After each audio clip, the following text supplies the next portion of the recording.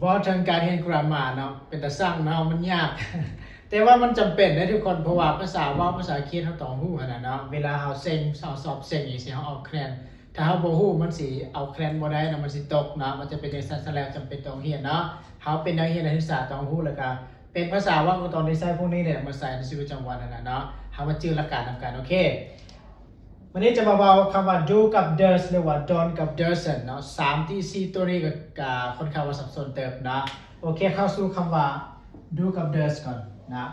do กับ does นี่ส่วนใหญ่จะใช้เป็นประโยคคำถามเด้อใช้เป็นประโยคคำถามนะขึ้นต้นคำถามนะถาม do นี้จะขึ้นต้นกับจะถามสิ่งของนะจะถามเรื่องคนนะ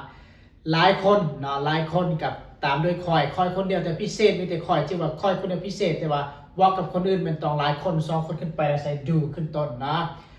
คำว่า does นี้ต้องขึ้นต้นกับคนเดียวนะบ่ว่าจะผู้ใดก็ได้ต้องใส่ does คนเดียวหรือสิ่งของเดียวใส่ does เด้อชื่อไว้เตรียมว่า simple ก็ต้องใส่ does ถ้าเป็น simple กับสมศัพท์ตัวอย่างแบบนี้ต้องเป็น2ต้องเป็น do นะโอเคชื่อง่ายๆแบบนี้ละกันคำว่านะตัวอย่าง Do you eat spicy food Do you eat spicy food แปลว่าเจ้ากินอาหารเผ็ดบ่นะ Do you eat spicy food คำตอบเดินถามดูตอบดูนะถ้าว่าเฮากินนะตอบว่าจังได๋ต้องตอบว่า yes นะ I do ง่ายๆถ้าว่าเฮาบ่กินแม่น No I don't แล้วก็จบแค่นี้เลยนะ No I don't นะแล้วประโยคที่2 Do your parents speak English Do your parents speak English Parent บ่นี้บ่แม่นคนเดียวเนาะพ่อแม่พ่อกับแม่มัน2คนฉะนั้นเราต้องถามเป็น do แต่ถ้าว่าเฮาว่าคนเดียวเนาะ father จะต้องเป็น does your father จะเป็นอย่างนั้นเนาะคำตอบต้องเป็น yes they do เพราะว่า parent มัน2คนพวกเขาเนาะต้องเป็น they do นะถ้าบ่เว้าก็ no they don't นะแล้วเดี๋ยวต่อไปว่าถึง does นะ does เมื่อกี้อาจารย์ว่าจะว่าถ้าว่าเฮาว่าถึงผู้ใดผู้หนึ่งคนเดียวหรือว่าสิ่งของใดสิ่งของหนึ่งสิ่งผู้ใดผู้หนึ่งคนเดียวต้องขึ้นต้นด้วย does นะ does your brother work in a bank Does your brother work in a bank นะแปลว่าอายน้องของเจ้านี่นะเฮ็ดเวียกอยู่ธนาคารบ่เนาะคำว่า brother นี่บ่จำเป็นต้องแปลว่าอายบ่จำเป็นต้องแปลว่าน้อง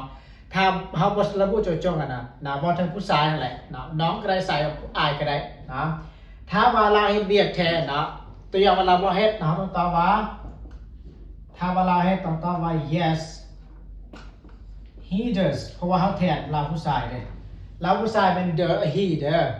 แต่ถ้าเป็นบ่เฮ็ดแม่น no he doesn't นะจะเป็น2ตัวนี้มาใส่นะแล้วก็สุดท้าย does Simpon teach Chinese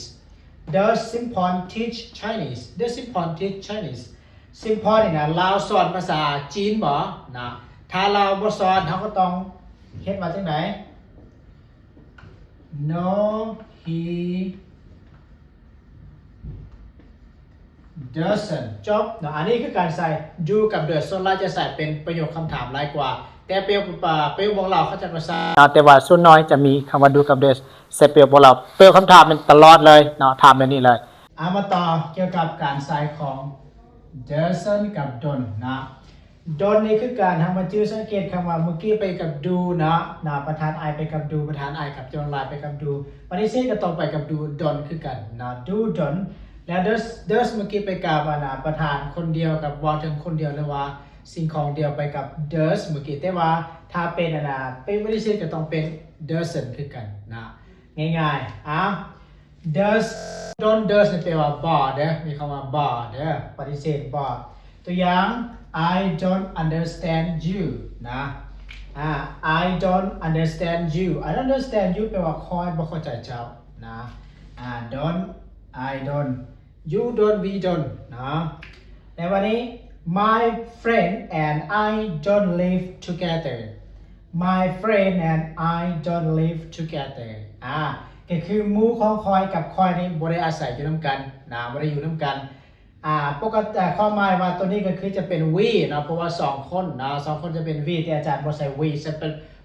แบบอธิบายเป็นสิ่งของที่บ่ได้ใส่ตลอดนะเป็นคำว่าเขาใส่ตลอดที่กับคำว่า he she it แบบนี้เรียกว่า you we they นั่นเองนะโอเควันนี้เป็นที่3 her sister doesn't have a child her sister doesn't have a child แต่ว่าการปฏิเสธนะประธาน he she it นี้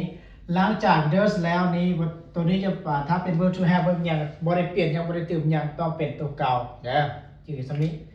นะแปลว่าเอื้อยของเรานี่นะบ่มีลูกจักคนเนาะแม้แต่คนนึงเขามีเอื้อยของเราบ่มีลูกนะ her sister doesn't have a child นะต่อไป Simpon doesn't live in Thailand Simpon doesn't live in Thailand นะหลังจาก doesn't นี่ตัวนี้จะคือเก่านะบ่ได้เติม s ปกติจะเติม s Simpon doesn't live in Thailand แปลว่า Simpon นี่เราบ่ได้อาศัยอยู่ประเทศไทยนะบัดนี้ my cat doesn't eat rice my cat doesn't eat rice แปลว่าแมวของข่อยนี่บ่ได้กินข้าวเนาะแมวของข่อยนี่บ่กินข้าวเนาะประมาณนั้น doesn't แล้วก็ eat สังเกตจะใช้ตามด้วยคำศัพท์ปกติบ่ได้เติม s บ่ได้เติม s บ่ได้เติมรูปแบบอย่างทั้งสิ้นหลังจาก doesn't นะแล้วก็ don't เช่นกันเนาะบัดนี้อันนี้คือหลักการใช้ของ do does don't doesn't นะง่ายๆเด้อทุกคนนะเพราะยังบ่ได้กดติดตามไว้นะเพื่อจะได้บ่พลาดคลิปดีๆแบบนี้นะโอเคสำหรับผู้ใดที่ว่าอยากเริ่มต้นเรียนภาษาอังกฤษอาจารย์แนะนำปึ้มเล่มนี้เด้อเพราะปึ้มเล่มนี้จะมีทั้ง grammar และก็ทั้งวิธีการใช้ของคำศัพท์นะจะเป็นปึ้มคำศัพท์และเป็นปึ้มเริ่มต้นเรียนจาก ABCD สระพยัญชนะนำเด้อราคาเพียงแต่ 179,000 กีบอยากรู้ภาษาอังกฤษอยากได้คำศัพท์แล้วก็อยากเก็บภาษาอังกฤษเอาปึ้มตัวนี้ไปครอบครองเลยเด้อโอเคเอาขอบใจ